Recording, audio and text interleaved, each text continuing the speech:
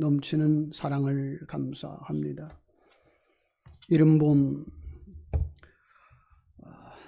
마른 땅 광야 같은 곳에 모내기를 했던 들판은 이제 수확의 계절을 맞이하여서 무르익어가고 있습니다.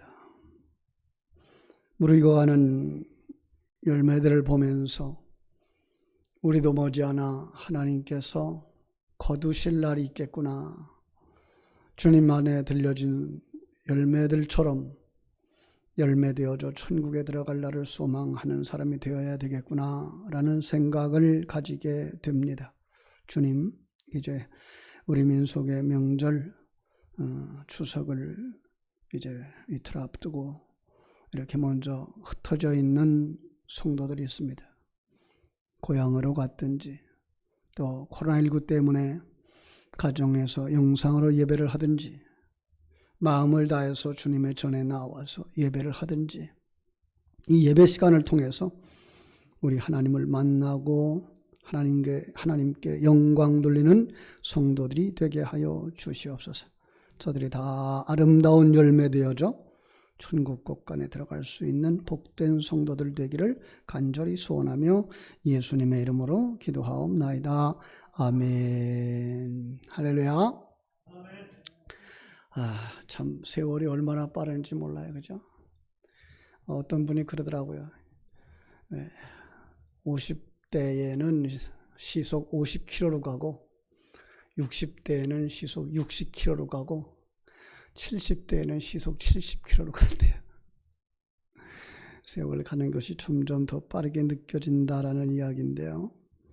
그 속에서 우리는 다시 한번 이 명절 추석을 맞이하고 또 이렇게 하나님께서 주신 귀한 은혜들을 묵상하면서 정말 나는 천국 백성으로 완성되어지고 내가 머물고 있는 우리 가정은 천국 가정으로 변화됐으면 좋겠다 하는 말씀 가지고서 오늘 이렇게 고넬료가 누린 바 그 은혜의 현장을 같이 가서 함께 나누려고 합니다.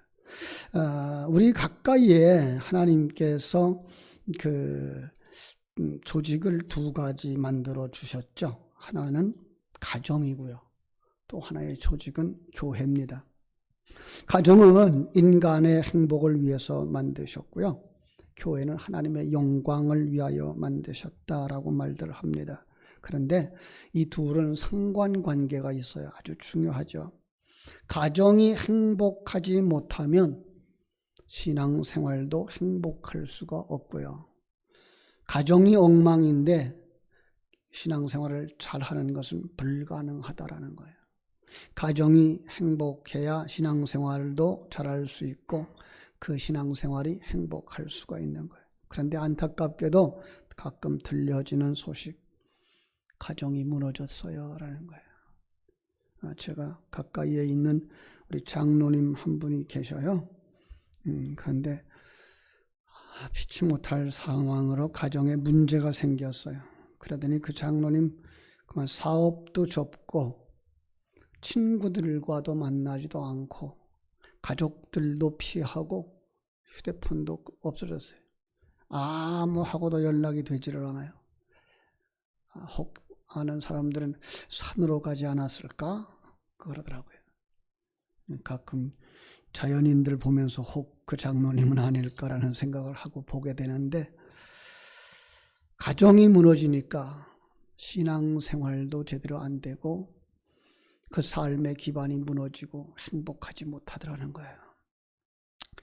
우리 주변에는 이런 무너지는 가정들이 참 많습니다. 안타까운 일이 아닐 수가 없습니다.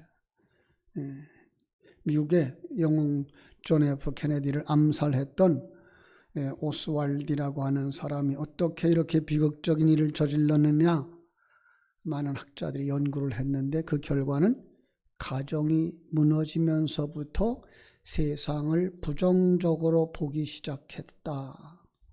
가정이 무너지니까 정신적으로도 건강하지 못했고 삶도 건강하지 못했다. 무너진 가정에서 삐뚤어진 사고를 갖게 되었고 끔찍한 범죄를 저질렀다, 그렇게 말하고 있습니다. 여러분, 다시 한번 이 추석, 우리는 추석 그러면 예부터 이제 유교 문화가 있어서 가족들이 한데 모이잖아요. 그리고 사실은 제사하는 문화가 있었죠. 그래서 같이 우리 조상들이 어떤 분인가를 우리 자손들에게도 보여주는 그러한 시간이었는데, 우리가 이제 제사는 우상 숭배하는 거다라고 정의를 해서 제사는 하지 않지만, 이렇게 가족들이 함께 모였을 때 정말 우리 가문은 이렇게 건강한 가문이야. 우리는 지금 이렇게 행복하게 살아가고 있는 거야. 그리고 너희들도 건강한 가정들을 세웠으면 좋겠다라고 건강한 교훈들이 이루어지는 이러한 시간이 되었으면 좋겠습니다. 그래서 오늘 말씀을 통해서 정말 행복한 천국 가정, 어떻게 하면 행복한 천국 가정이 될 수 있을까? 첫 번째로 부모를 공경하는 마음이 있을 때, 이렇게 말씀을 드립니다. 부모를 공경하는 가정, 그죠? 가정의 가장 중요한 그 가정의 중요성을 논할 때 가정의 기초 부부간을 이야기하죠. 물론 그래요. 부부간에 건강해야 돼요. 그런데 그 부부가 건강하기 위해서는요, 그들이 어렸을 적부터 부모님의 영향을 받아서 부모님과 자녀 간의 관계가 건강해야 되고요. 그리고 부모와 자식 간의 관계를 통해서 하나님은 우리에게 무엇을 요구하셨는가를 알고 그렇게 순종하며 사는 삶을 교훈하는 가정이 되어져야 되는 거예요. 한번 에베소서 6장 1절로 3절을 같이 보시겠습니다. 에베소서 6장 1절로 3절 같이 읽을까요? 자녀들아, 주 안에서 너희 부모에게 순종하라. 이것이 옳으니라. 네 아버지와 어머니를 공경하라.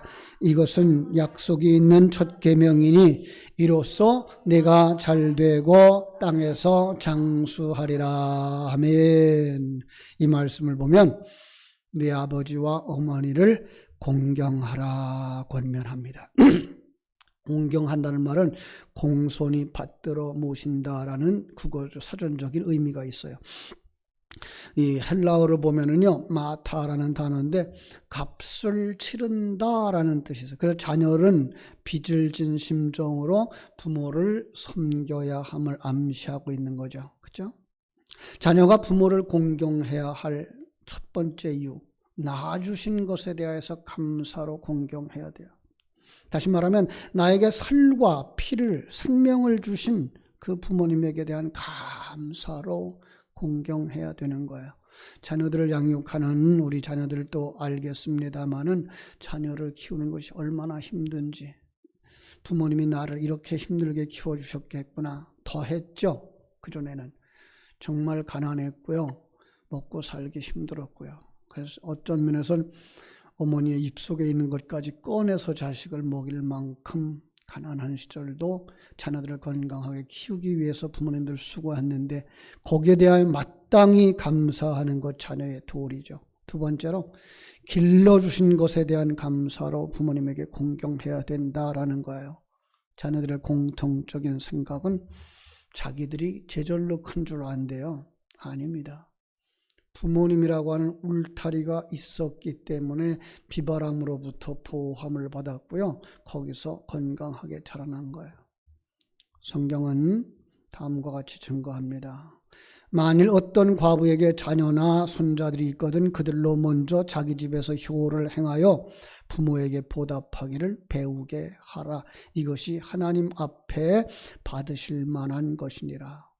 이 말씀에 보면 자기 집에서 효를 행하고 부모에게 보답하기를 배우라고 이렇게 말하고 있는 거예요. 추석, 구정, 우리 같은 이제 민속의 명절을 지키는 사람들, 자녀들에게 이렇게 효를 가르치는 좋은 기회죠. 부모가 먼저 할머니, 할아버지에게 효도하는 모습을 보여줌으로써 자녀들로 하여금 보고 본받도록 행하는 거죠. 여러분 기억하십니까? 과거에 고려장이 있었다는 이야기, 그죠? 나이가 들면 그를 산중에 갖다가 버리는 습관이었다는 거예요. 하나들이 자기 아버지, 어머니가 70살이 되었어요. 요즘 같으면 70살이면 청춘인데 그때는 늙었다고 버렸대요. 늙은 이 어머니를 버리기 위해 어머니를 지게에 태우고 지게를 지고 깊은 산중에 들어가서는 약간의 음식과, 그죠? 그리고 어머니 거기서 머물 수 있는 이렇게 울타리를 만들어 놓고 어머니 지고 왔던 지게를 거기다 내버려 둔 채 되돌아옵니다. 그런데 그를 따라왔던 어린 아들이 그 무거운 지게를 지고 끙끙거리면서 길을 내려오더래요. 그 아들에게 야단을 칩니다. 왜 지게를 지고서 내려오냐고 아들이 대답합니다.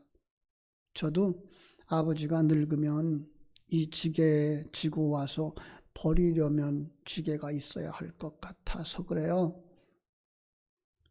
그 어린 아들의 말에 그는 크게 뉘우치고 늙은 어머니를 다시 집으로 모셔온 뒤에 잘 봉양했다고. 그래서 그때부터 고려장이 없어졌다고 그래요. 자식이 부모에게 효를 행하여 보답하는 것이 무엇일까? 여러분, 무엇이 효도일까요? 저는 몇 가지 생각해 봤어요. 성경적이고 우리는 신앙적이기 때문에 예수 잘 믿는 거다라고 말할 수 있어요. 예. 신앙생활 잘하는 것, 예수 생명을 가진 자의 삶을 사는 거예요. 두 번째로는요, 정말 효도하는 건 뭔가 하면 평강의 삶을 사는 거예요. 형제들과 화목할 수 있어야 돼요. 그죠? 부모님 계신데 그 앞에서 부모와 형제들이, 자식들이 다투는 것, 그것보다 부모님을 아프게 하는 것 없죠. 우리는 편할 수 있어요. 화목할 수 있어요. 왜? 하나님의 섭리를 믿기 때문에. 합력해서 선을 이루는 것을 알기 때문에. 내 삶을 섭리하시고 계신 사실을 믿기 때문에, 임마누엘 하신 하나님을 믿기 때문에 우리는 형제들과 화목할 수 있고 삶 속에 평강을 누릴 수가 있습니다. 세 번째로, 부모님을 자주 찾아뵙고 부모님의 필요를 채워드리는 거예요. 아주 구체적인 얘기를 하면 부모님께 용돈 잘 드리는 거예요. 그렇죠? 여러분, 손자 손녀들이 할아버지 할머니에게 가까이 합니까? 여기 잘 가까이 하지 않아요. 이제 저희 형님도 이제 손자가 하나 있는데 어려서 그냥 그렇게 귀엽게 키우더라고요. 이제 나이가 한 초등학생쯤 되니까 이제 자기한테 안 온대요. 그렇게 키웠는데. 그래서 그랬어요. 용돈 자주 줘봐요. 왜 안 오나. 정말 자연스럽게 그 할머니 할아버지한테 가까이 가게 하려고 그러면 할머니 할아버지의 주머니에 용돈이 두둑해서 애들 만날 때마다 줄 수 있어야 돼요. 그러면 할머니는, 할아버지는 손자 앞에 놓고 용돈만 주는 게 아니라 그 속에서 내 아버지는, 내 어머니는 이러한 분이었단다 라고 하면서 부모님을 세워줄 수 있고, 자연스럽게 자녀들이 부모님을 공경할 수 있는 이런 아름다운 교훈의 시간이 될 수 있습니다. 이 귀한 진리를 실천하는 시간, 이 추석 명절 되시기를 주님의 이름으로 축복합니다. 그 중에서도 영적 지도자에게 존경을 표하는 가정이 되는 거예요. 오늘 본문에 보면 베드로가 고넬료의 가정을 방문을 했습니다. 23절 이하에 보니까 고넬료는 처음 보는 베드로에게 깍듯하게 영접하고 정성을 다해서 맞이합니다. 고넬료는 배운 사람이죠. 고넬료는 권세 있는 사람이고요. 지도자이에요. 그런데 영적 지도자 베드로는 어땠을까요? 그는요, 어부 출신이에요. 많이 배우진 못했어요. 그런데 그 베드로가 오자 엎드려 정중하게 맞이했습니다. 이것은 그가 얼마나 그 베드로를 존중하는지, 그가 사람 앞에서 얼마나 겸손한지를 보여주는 거예요. 성경은 이렇게 말합니다. 고넬료는 의인이요 하나님을 경외하는 자라 유대 온 족속이 칭찬하였다. 그 속에서 뭐예요? 경건한 자녀가 자라는 것입니다. 예전에 자녀를 교육했던 지혜로운 부모님의 이야기가 전해져 내려왔어요. 아버지가 군인이에요. 장성이에요. 그러니까 그 휘하의 사병들이 자기 아버지를 보면은 경례를 하고 아버지 명령에 쩔쩔 매는 모습. 그러니까 그 아들들한테도 잘했어요. 그런데 이 아들이 학교에 가니까 선생님을 우습게 보는 거예요. 선생님 말씀에 순종하지도 않는다는 소문이 이 부모님에게까지 들려왔어요. 하루는 선생님을 집으로 초대합니다.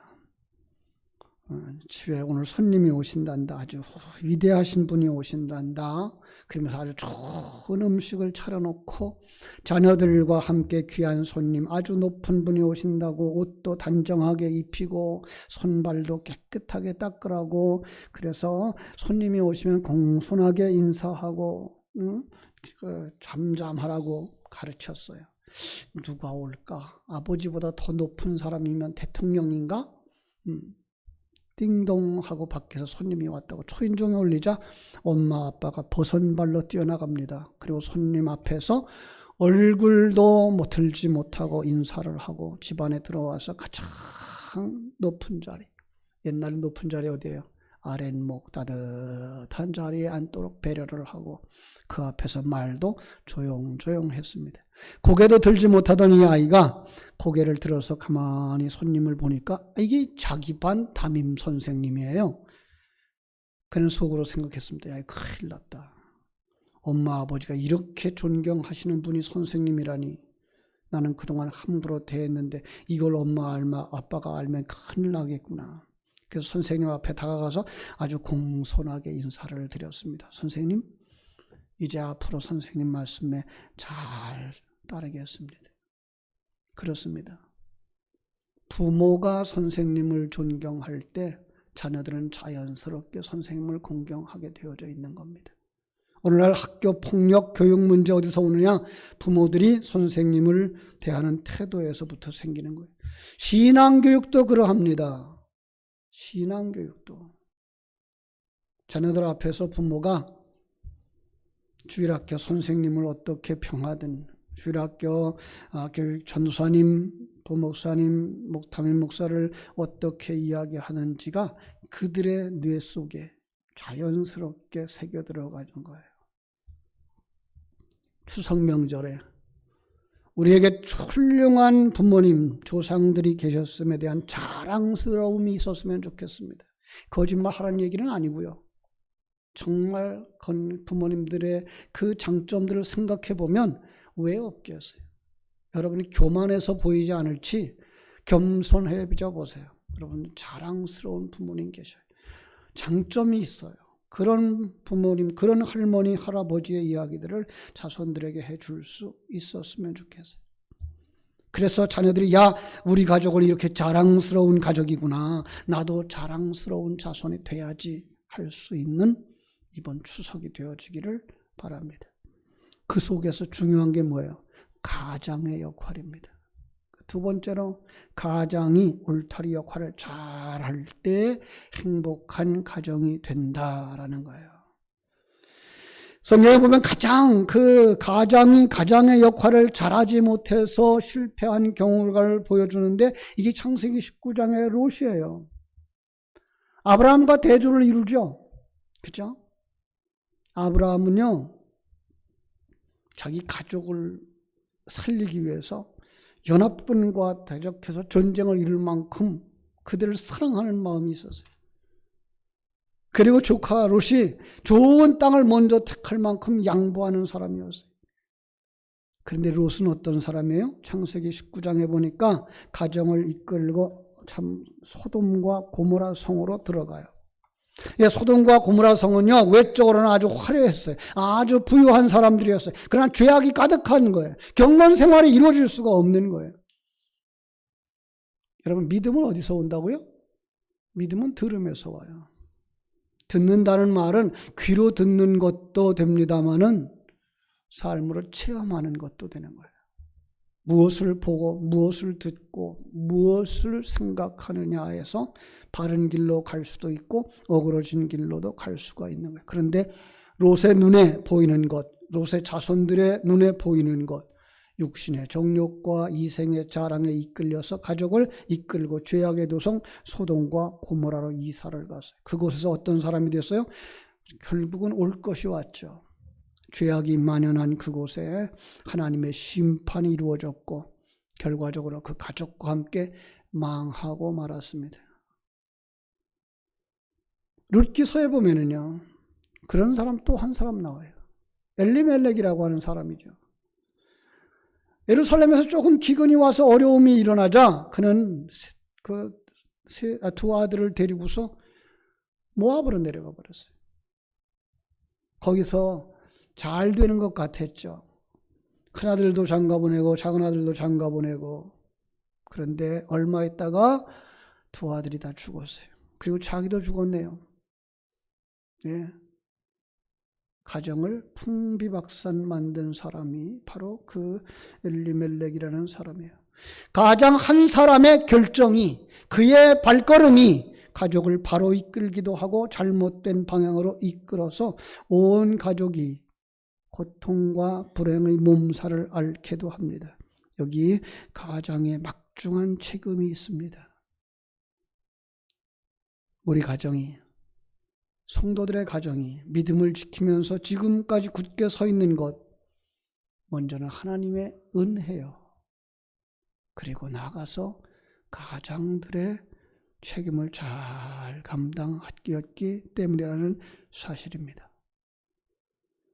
행복한 가정을 보면 뚜렷한 특징이 있어요. 뭐죠? 가정에 대한 책임감이 강하다는 거예요. 정신적으로 견고하다는 거예요. 삶이 경건하고 생활이 깨끗한 거예요. 가장의 울타리를 잘 하니까 가족들이 그 안에서 행복한 거예요. 사실은 이렇게 한번 해보고 싶은 마음도 있어요.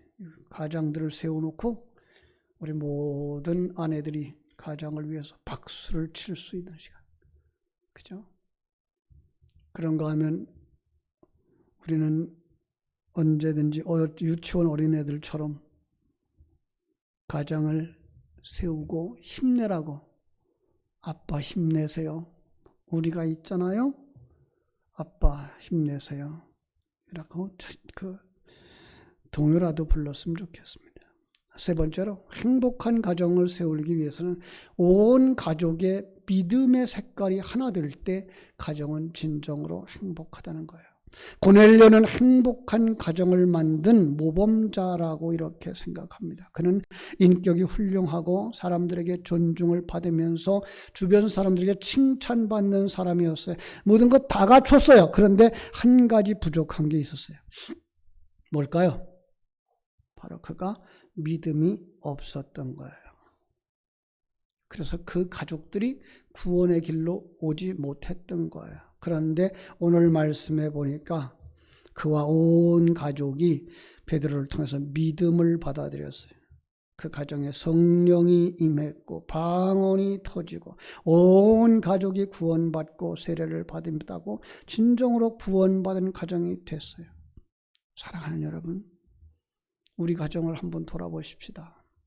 우리 아들들은, 우리 딸들은, 우리 사촌들은 어떻게 살고 있는지, 바른 신앙생활을 하고 있는지, 그들이 오늘 죽으면 천국에 갈 수 있는 사람들이 되어져 있는지, 금년 명절에는 이렇게 한번 돌아보는 명절이 되었으면 좋겠습니다. 교회 올 때에 혼자보다는요, 온 가족이 오는 것이 얼마나 아름다운지요. 함께 한 교회를 섬길 때 행복합니다. 로마서에 보면은요, 바울은 로마 교인들에게 브리스길라와 아굴라를 기억해 달라고 했습니다. 그 부부가 바울의 그 목회 사역에 끝까지 후원했고 섬겼고 헌신했기 때문입니다. 여러분들의 가정이, 여러분 부부가, 어떤 목사가 어디서 참으로 아름다운 가정을 간증할 때 여러분들의 이름이 거론될 수 있는 이런 모범된 가정 되어지기를 바랍니다. 로마서 16장 3절로 4절에서 바울은 이렇게 권면합니다. 같이 읽을까요? 너희는 그리스도 예수 안에서 나의 동역자들인 브리스가와 아굴라에게 문안하라. 그들은 내 목숨을 위하여 자기들의 목까지도 내어 놓았나니 나뿐 아니라 이방인의 모든 교회도 그들에게 감사하느니라. 부부가 한 마음으로 바울을 돕는데 목숨까지 내놓았대요. 정말 마음이 잘 맞는 경건한 부부, 헌신된 부부, 그 덕에 참으로 사역을 잘 감당했다. 여러분, 이제 2021년 이후에 여러분의 이름이 교회에서 높임을 받게 되기를 주님의 이름으로 축원합니다. 가정이 그 하나님이 기뻐하는 일에 한 마음이 될 때 그 가정은 진정 행복한 가정입니다. 그러려면 어떻게 돼야 돼요? 신앙의 컬러가 하나 될 때 행복해질 수 있다는 거예요.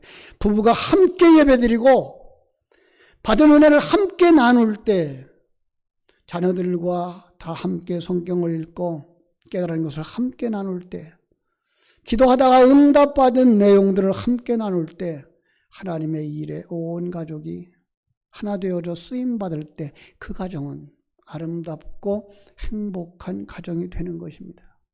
지난해부터 그렇게 하려고 우리는 수요일날 설교와 주일날 주일학교 학생들의 설교가 같아요. 금요일날 구역공과 내용이 같아요. 왜요? 같이 나누고 뭐 하라고? 가족 간의 대화가 이루어지라고. 주일 예배에 참석한 손자, 야, 오늘 이렇게 배웠겠구나. 거기서 배우면서 무슨 말씀을 들었니? 너는 어떻게 생각하니? 예. 자녀들이 얼마나 아름답게 생각하겠어요.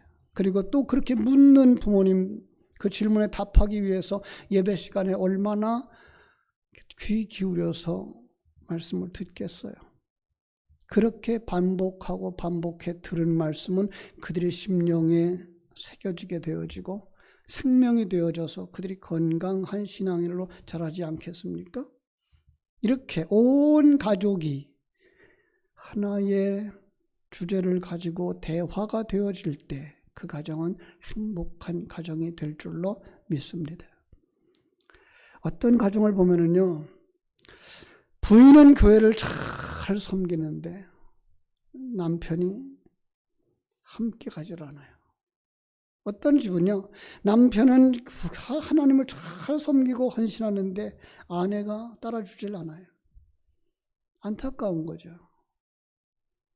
에베소 6장을 보면서 우리는 그리스도라고 하는 반석 위에 두 기둥을 세우자, 아내의 기둥과 남편의 기둥을 이렇게 이야기를 했는데, 사랑하는 여러분, 금년 추석 이후에 이렇게 함께 조화를 맞춰가면서 아름다운 균형이 이루어지는 가정, 그리고 서로 신앙을 대화할 수 있는 수준으로 하나 되어져 행복한 가정, 아름다운 가정, 복된 가정 세우게 되기를 주님의 이름으로 축원합니다. 기도하겠습니다. 아버지 우리 하나님, 크신 은혜와 사랑을 감사하고 감사합니다.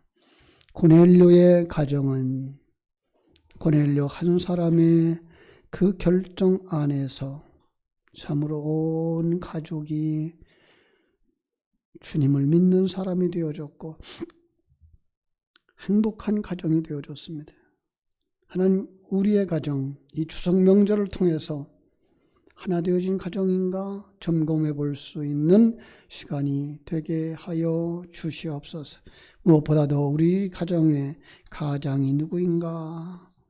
정말 예수 그리스도가 가장 되어주시면 가장 아름답지만 그럼에도 불구하고 이 땅에 참으로 아버지가, 남편이 가정의 기둥이 되어져서 가정을 세우고 이끈다는 사실을 깨달아 알고 그 앞에 순종하며 아버지를, 가장을 세우는 가정이 되게 하여 주시옵시고 온 가족이 하나의 믿음으로 이루어져서 예배가 예배되어지고 대화가 이루어지는 행복한 가정, 천국 가정을 이루는 복된 성도들이 다 되도록 우리 하나님 축복하여 주시옵소서. 걸어가신 예수님 이름으로 기도드리옵나이다. 아멘.